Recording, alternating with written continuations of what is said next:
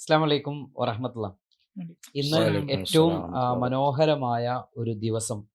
സുപ്രഭാതത്തെ സംബന്ധിച്ചിടത്തോളം ഏറ്റവും സന്തോഷമുള്ള ഒരു കാര്യം, എൻ്റെ കൂടെ വഹാബ് ഹൈത്തമി ഉസ്താദും അതോടൊപ്പം തന്നെ താഹ ജുനൈദ് ഹൈത്തമി ഉസ്താദുമാണ് ഈ പോഡ്കാസ്റ്റിൽ നമ്മുടെ കൂടെ ചേരുന്നത്. ഏറ്റവും വലിയ സന്തോഷം എന്താണെന്ന് വെച്ചാൽ ഇന്ന് റബീഉൽ അവ്വലിൻ്റെ ആദ്യ ദിവസം. നമ്മൾ ഒരു സുപ്രഭാതത്തിൻ്റെ ഒരു സന്തോഷം കൂടിയുണ്ട്. നമ്മുടെ പോഡ്കാസ്റ്റ് സംപ്രേഷണത്തിൻ്റെ ആദ്യത്തെ സംപ്രേഷണത്തിൽ എടുത്ത വിഷയം പ്രവാചക തിരുമേനി സല്ലല്ലാഹു അലൈഹി വസല്ലം തങ്ങളുടെ ജന്മദിനവുമായി ബന്ധപ്പെട്ട മാസത്തിന്റെ സവിശേഷതകൾ പറയുക, നന്മ പറയുക എന്നുള്ളതാണ്. അപ്പൊ അതിന്റെ ഒരു ഉദ്ഘാടന പരമ്പര 12 ദിവസം പ്രേക്ഷകരുടെ അറിവിലേക്ക് കൂടി നമ്മൾ പറയുന്നത് 12 ദിവസം തുടർച്ചയായി നമ്മൾ 12 വിഷയങ്ങൾ അധികരിച്ചുകൊണ്ടുള്ളൊരു ടോക്കാണ് ഞങ്ങൾ ഇന്ന് ഈ പോഡ്കാസ്റ്റിലൂടെ നടത്താൻ ഉദ്ദേശിക്കുന്നത്.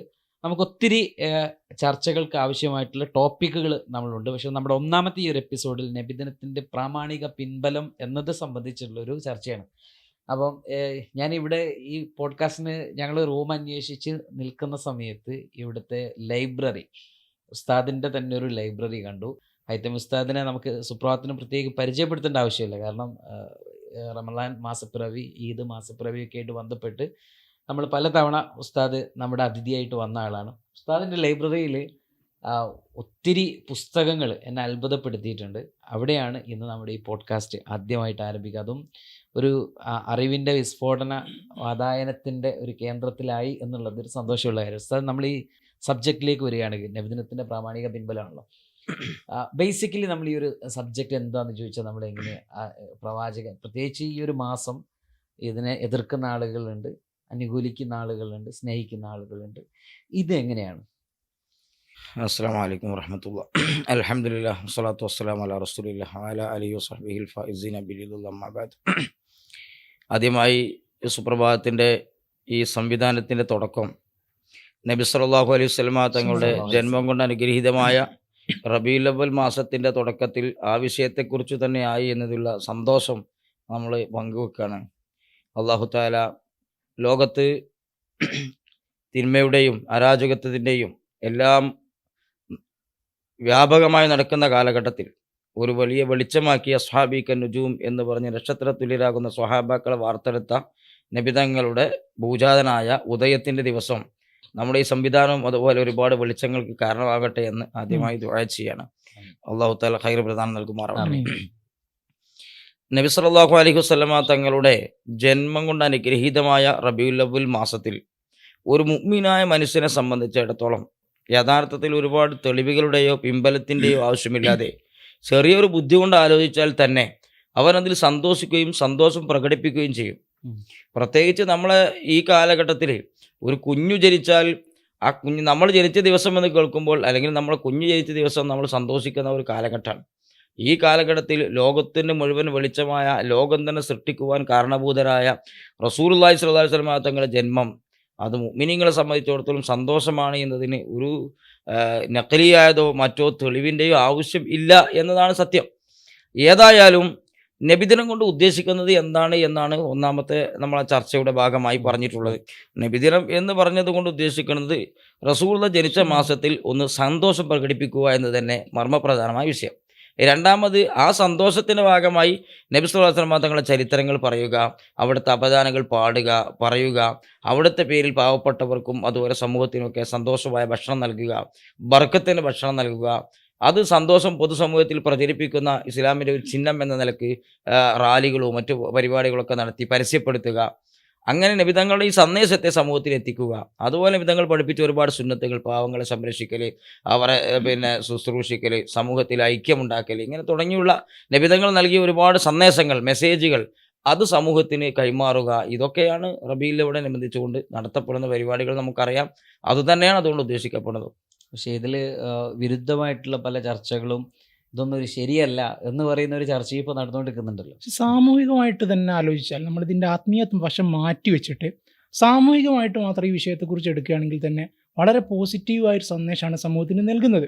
ഒരിക്കലും നെഗറ്റീവായ ഒരു എനർജി ഈ റബീഉൽ അവ്വൽ മാസത്തിൽ എന്ത് ചെയ്യുന്നില്ല, ഇതിൻ്റെ ഭാഗമായി സമൂഹത്തിൽ ഒരിക്കലും പകരുന്നില്ല. ഇത് ചില ആളുകൾക്ക് ചില തെറ്റിദ്ധാരണകളുടെ വശമായിട്ട് അവർ പലതും പ്രചരിപ്പിക്കുന്നു എന്നല്ലാതെ ഒരു നെഗറ്റിവിറ്റി സൊസൈറ്റിയിലേക്ക് ഒരിക്കലും ഇത് കൈമാറുന്നില്ല എന്ന് മാത്രമല്ല, മറ്റുള്ളവർക്ക് പക്ഷെ മതത്തിൽ നെഗറ്റിവിറ്റി ഉണ്ടാക്കുന്നു എന്നാണ് അവരുടെ ആരോപണം. അത് ആരോപണത്തെ നമുക്ക് കൈകാര്യം ചെയ്യേണ്ട വിധത്തിൽ കൈകാര്യം ചെയ്യേണ്ടതുണ്ട്. അത് വിമർശനങ്ങൾ തെറ്റിദ്ധാരണയുടെ അടിസ്ഥാനത്തിലാണ് വിമർശനങ്ങൾ വരുന്നത്.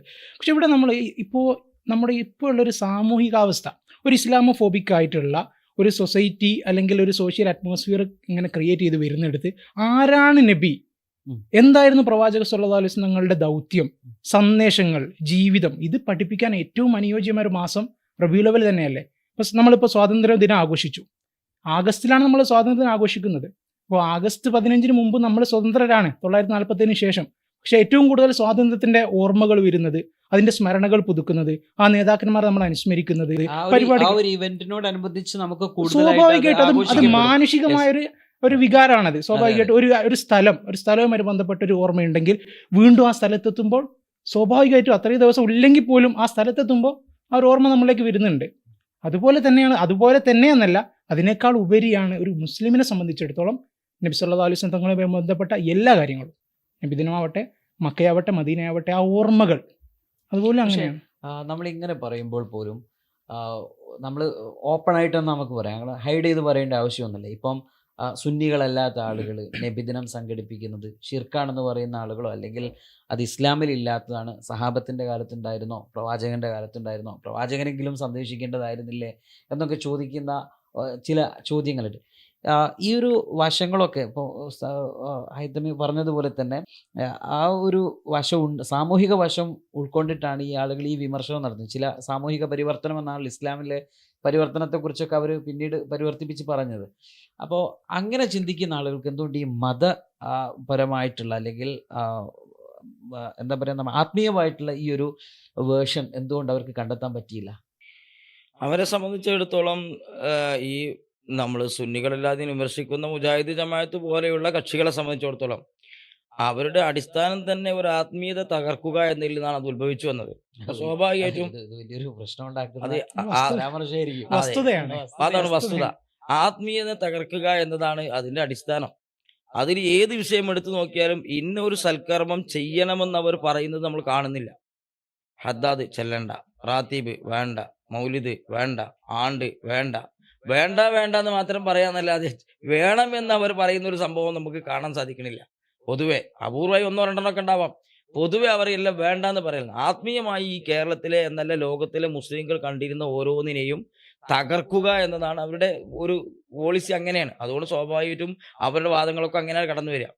അവർക്ക് ഇതിന് പറയാൻ പറ്റുന്ന അവർ പറഞ്ഞുകൊണ്ടിരിക്കുന്ന ഒരു വിഷയം എന്ന് പറഞ്ഞത്, നബി സല്ലല്ലാഹു അലൈഹി വസല്ലം തങ്ങളുടെ കാലഘട്ടത്തിൽ ഇങ്ങനെ റബീഉൽ അവ്വൽ 12 നബിദിനം എന്ന് പറഞ്ഞിട്ടൊരു പരിപാടി, എന്നിട്ട് ആ പരിപാടിയിൽ ഇങ്ങനെ പാട്ട് പാടുക, കുട്ടികളെ പാട്ട് പഠിക്കുക, ദഫ് മുട്ടിക്കുക, റാലി നടത്തുക, ഭക്ഷണം കൊടുക്കുക, ഇങ്ങനൊരു പരിപാടി നടന്നത് സ്വഹീഹായ ഒരു ഹദീസിൽ കാണുന്നില്ല.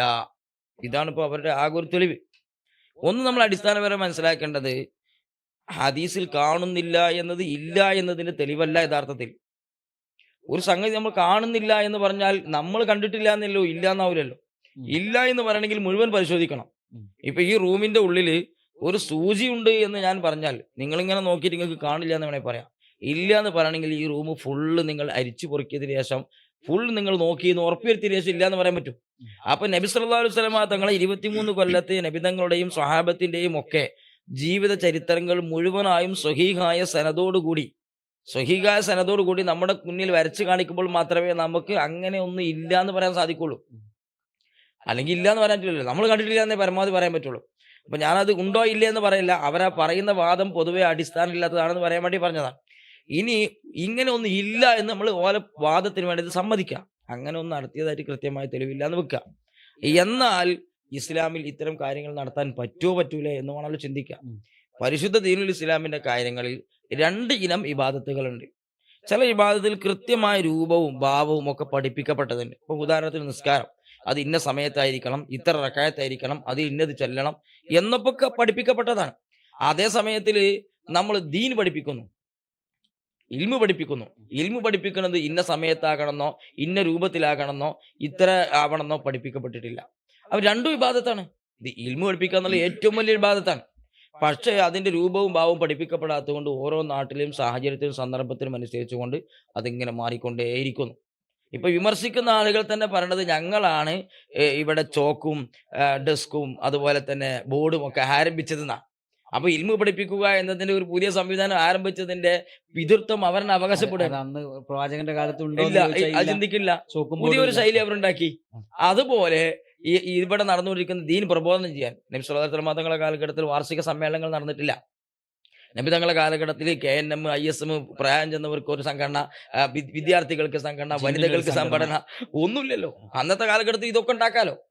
അതൊന്നും അവരുണ്ടാക്കിയിട്ടില്ല. ഇതൊക്കെ പുതിയതാണ്. എന്നാൽ ഇതൊക്കെ തെറ്റാണോ? അല്ല, നബി തങ്ങളുടെ കാലഘട്ടത്തിൽ ഇല്ലാത്തതാണെങ്കിലും നമുക്ക് തുടങ്ങാം. കാരണം ഇങ്ങനെ ദീൻ പ്രബോധനം ചെയ്യാൻ പാടുള്ളൂ, ഇങ്ങനെ അറിവ് പഠിപ്പിക്കാവൂ എന്ന് കൃത്യമായ രൂപം നബി സല്ലല്ലാഹു അലൈഹി വസല്ലം തങ്ങൾ നമുക്ക് വരച്ച് കാണിച്ചു തരാത്തത് കൊണ്ട് പറ്റും. നബി തങ്ങളെ സ്നേഹിക്കുന്നതിന് ഇന്ന രൂപമേ പാലിക്കാവൂ, ഇന്ന സമയത്തെ പാടുള്ളൂ എന്ന് ഒന്ന് പഠിപ്പിക്കപ്പെടാത്തിടത്തോളം കാലം നമുക്ക് വ്യത്യസ്തമായ രൂപങ്ങൾ സ്വീകരിക്കാം. സ്വഹാബത്തിനെ നമ്മളെടുത്ത് പരിശോധിച്ചാൽ അങ്ങനെയാണ്. വൈരുദ്ധ്യങ്ങൾ വരെ കാണാം. ചില ആളുകൾ റസൂലുള്ള വഫാത്തായി എന്ന് പറഞ്ഞപ്പോൾ പിന്നെ മദീനയിൽ നിന്ന് പുറത്തേക്ക് പോയില്ല. ചില ആളുകൾ റസൂലുള്ള വഫാത്തായി എന്ന് പറഞ്ഞപ്പോൾ പിന്നെ മദീനയ്ക്ക് പുറത്ത് പോയി മദീനയ്ക്ക് കടക്കൂലാൻ തീരുമാനിച്ചു. ബിലാൽ മുഅദ്ദിൻ റളിയല്ലാഹു തആല റസൂലുള്ള മരിച്ചു എന്ന് പറഞ്ഞപ്പോൾ അറവ് ചെയ്ത് മൂപ്പർ ഒറ്റ പോക്കാം. പിന്നെ മൂപ്പർ മദീനയ്ക്ക് വരുന്നില്ല. റസൂലില്ലാത്ത മദീനയിൽ എനിക്ക് നിൽക്കാൻ പറ്റില്ല എന്നല്ല. എന്ന് പറഞ്ഞാൽ മൂപ്പരക്കാണ് റസൂലിനെ സ്നേഹിച്ചിട്ടാണല്ലോ മൂപ്പർ പോയത് ഉറപ്പാണല്ലോ. എന്നാൽ റസൂലിനെ അതിനേക്കാൾ സ്നേഹിച്ച സിദ്ദീഖ് റളിയല്ലാഹു അൻഹു മരണം വരെ മദീനയിലാണ്. ഉമർ റളിയല്ലാഹു അൻഹു മരണം വരെ മദീനയിലാണ്. അപ്പോൾ ഒരാൾ ചോദിക്കാണ്, ബിലാൽ തങ്ങൾ ചെയ്ത് ശരിയായിട്ടില്ല. കാരണം ബിലാൽ തങ്ങളെക്കാണ് സ്നേഹിക്കുന്ന സിദ്ദീഖ് റളിയല്ലാഹു അൻഹു ഇത് ചെയ്തിട്ടില്ലോ എന്ന് ചോദിച്ചാൽ അത് വിഡ്ഢിത്തല്ലേ. സ്നേഹപ്രകടനങ്ങൾ പലർക്കും പല തരത്തിലായിരിക്കും പ്രകടിപ്പിക്കുക പ്രകടനം. പ്രാഥമിക രൂപം ഇസ്ലാമിൽ അടിസ്ഥാനമായിട്ടുണ്ട് എന്നുള്ളതാണ്.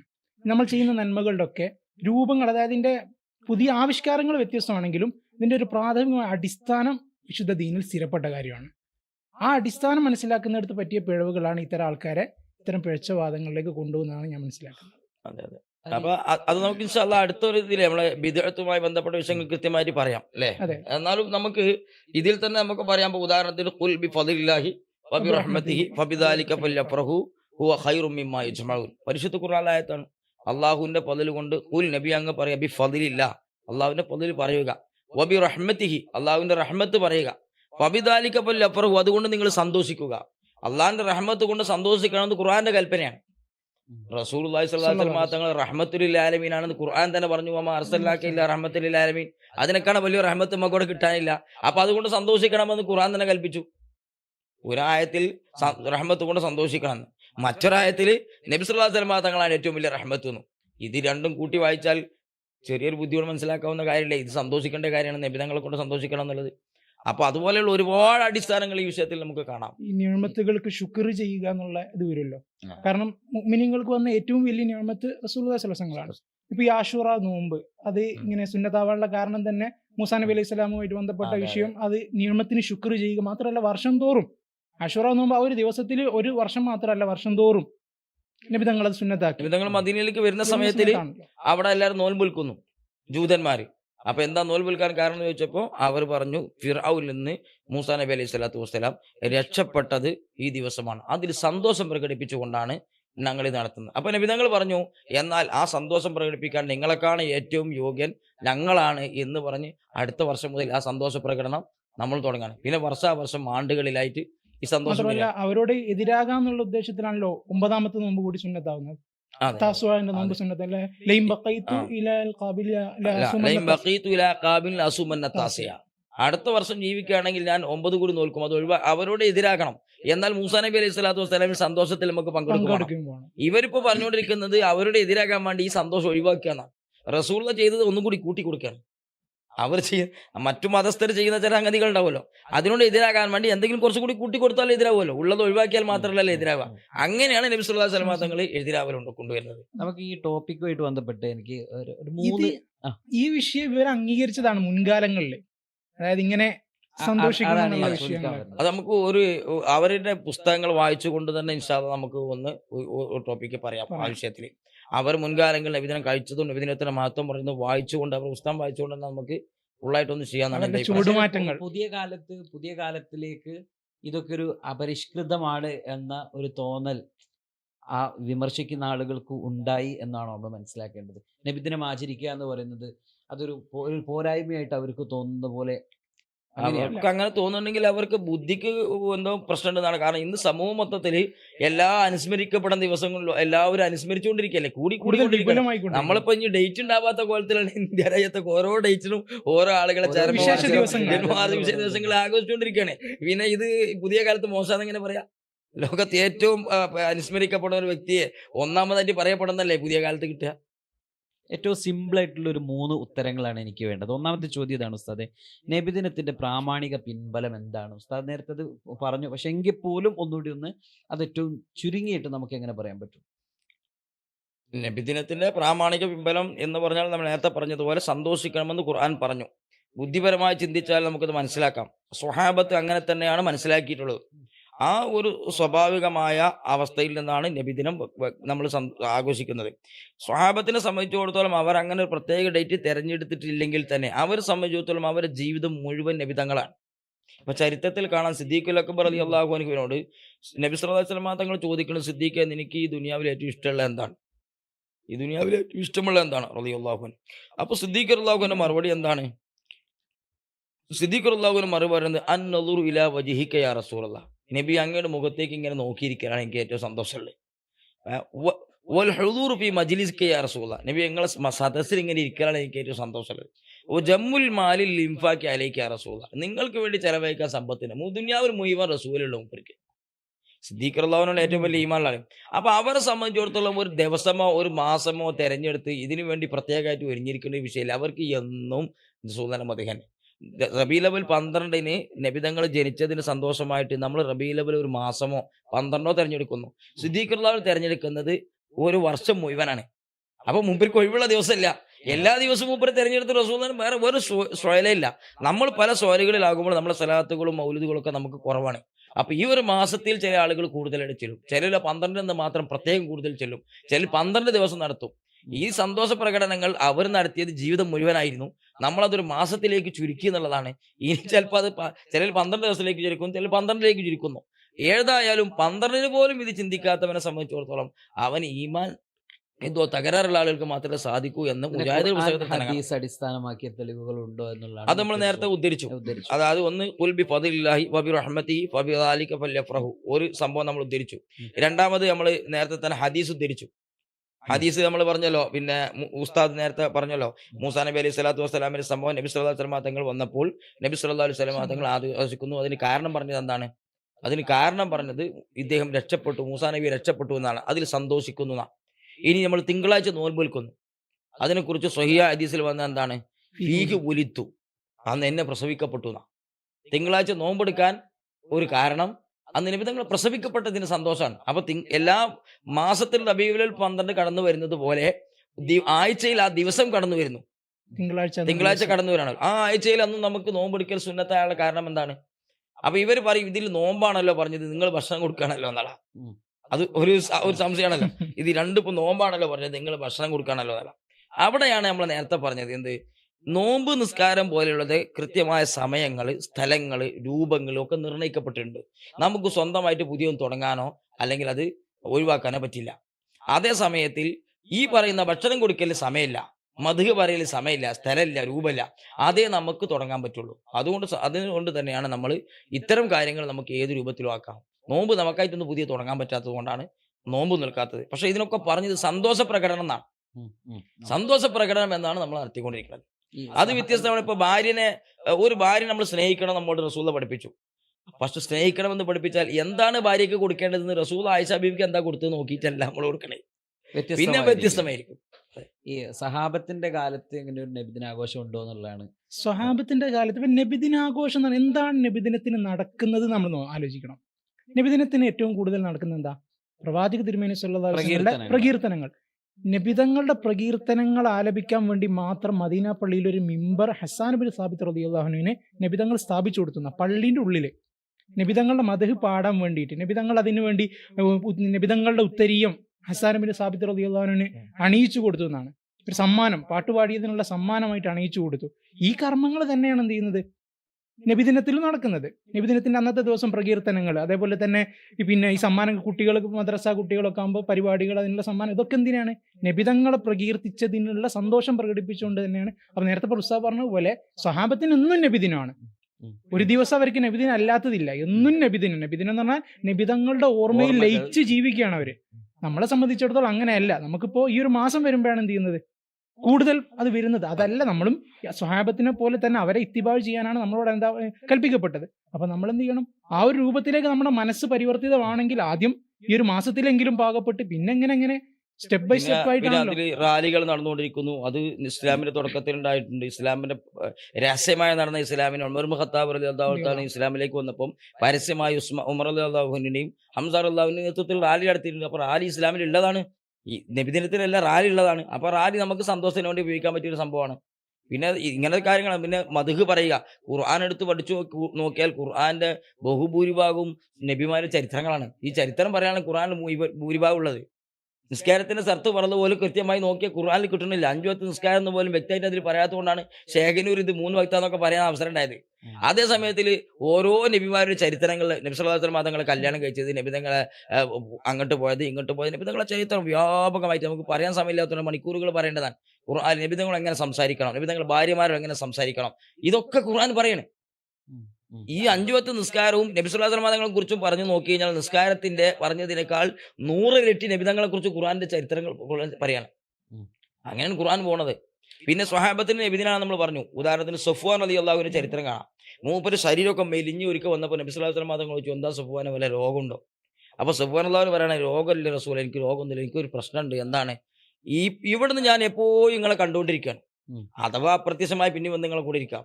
ഇനി ഞാൻ സ്വർഗത്തിലെത്തിയാൽ, ഞാൻ സ്വർഗത്തിൽ കടന്നാൽ തന്നെ ഞാൻ താഴെ തട്ടിലായിരിക്കുമല്ലോ, നിങ്ങൾ ഏറ്റവും മുകളിലെ തട്ടിലവരെ. അവിടുന്ന് നബി ഞങ്ങളെ കൂടെ നിൽക്കാൻ പറ്റൂലല്ലോ എന്ന് വിചാരിച്ചിട്ടാണ് ഒരു ശരീരം മെലിഞ്ഞുവാണ്. അങ്ങനെ മെലിഞ്ഞ് രോഗിയായി പോവാണ് സുബ്ഹാൻ റളിയല്ലാഹു അൻഹു. ഇതാണ് അവരുടെ ജീവിതം. അവർക്ക് ഇനി ഒരു ദിവസം പ്രത്യേകം എന്ത് തെരഞ്ഞെടുക്കാനാ? ഒരു നിമിഷം അവർക്ക് ഓർമ്മ മാറുന്നില്ല. അപ്പോൾ നമ്മൾ ഈ ഒരു ഒന്നാമത്തെ എപ്പിസോഡ് നമ്മളിങ്ങനെ ബൈൻഡപ്പ് ചെയ്യുമ്പോൾ ഒരു സ്നേഹത്തിന് അങ്ങനെ പ്രത്യേകിച്ചൊരു മാതൃക എന്ന് പറഞ്ഞ് നമ്മൾക്ക് അങ്ങനെ ഇന്നതേ ചെയ്യാകൂ, ഇന്ന രീതിയിലെ സ്നേഹം പ്രകടിപ്പിക്കാവൂ എന്നില്ല. ഇല്ല. പരമാവധി ഒരാൾക്ക് എങ്ങനെ പ്രകടിപ്പിക്കാൻ പറ്റുമോ അതുപോലെ നമ്മൾ അതെ. പ്രകടിപ്പിക്കുക. ഒരർത്ഥത്തിൽ പറഞ്ഞാൽ ഈ സ്നേഹവും പ്രകടനവും യഥാർത്ഥത്തിൽ ഒരാൾ ഉണ്ടാക്കുന്നതല്ല, അതെ. അത് ഒരാൾ ഉണ്ടായി ഉണ്ടാവുന്നതാണ്. വരേണ്ടതാണ്. സ്നേഹം എനിക്ക് സ്നേഹം ഉണ്ടെന്ന് പറഞ്ഞാൽ സ്നേഹാവില്ല. സ്നേഹം മനസ്സിന്റെ ഉള്ളിൽ ഉണ്ടാവുന്നതാണ്. ഉള്ളത് അതുള്ള ഒളിപ്പിച്ച് ആളുകളെ കഴിയില്ല. സംബന്ധിച്ചിടത്തോളം അതിങ്ങനെ ഉണ്ടായിക്കൊണ്ടേയിരിക്കും. അതിനുള്ള കാര്യങ്ങൾ ചെയ്തുകൊണ്ടേയിരിക്കും. ഞാൻ എൻ്റെ ഭാര്യനെ സ്നേഹിക്കുകയാണെങ്കിൽ ആ ഭാര്യയ്ക്ക് എന്താ ചെയ്യേണ്ടതെന്ന് ആലോചിച്ച് അങ്ങനെ ചെയ്യും. അത് പ്രത്യേക ഓരോ സമയത്ത് ഇതെടുക്കും, അവർക്ക് ഇഷ്ടം വിചാരിച്ചാൽ ചെയ്തു കൊടുക്കും. നിങ്ങളോട് എനിക്ക് സ്നേഹം ഉണ്ടെങ്കിൽ നിങ്ങൾക്ക് ഇഷ്ടം അതാന്ന് വിചാരിച്ച് ചെയ്തുകൊണ്ടിരിക്കും. അത് ഇന്നത് എന്നുള്ള വരച്ച് കാണിച്ചുകൊണ്ട് ചെയ്യുന്നത് സ്നേഹപ്രകടനം എന്ന് പറയാൻ പറ്റില്ല. ഞങ്ങൾക്ക് അത് ബുദ്ധിപരമായി സ്നേഹമുണ്ട്, ചിന്തിച്ചാൽ ഞങ്ങളത് കാണിക്കുന്നില്ല മനസ്സിലാക്കാവുന്ന ഒരു എന്ന് കാര്യമാണ്. പറയുന്നതും ശരിയല്ല.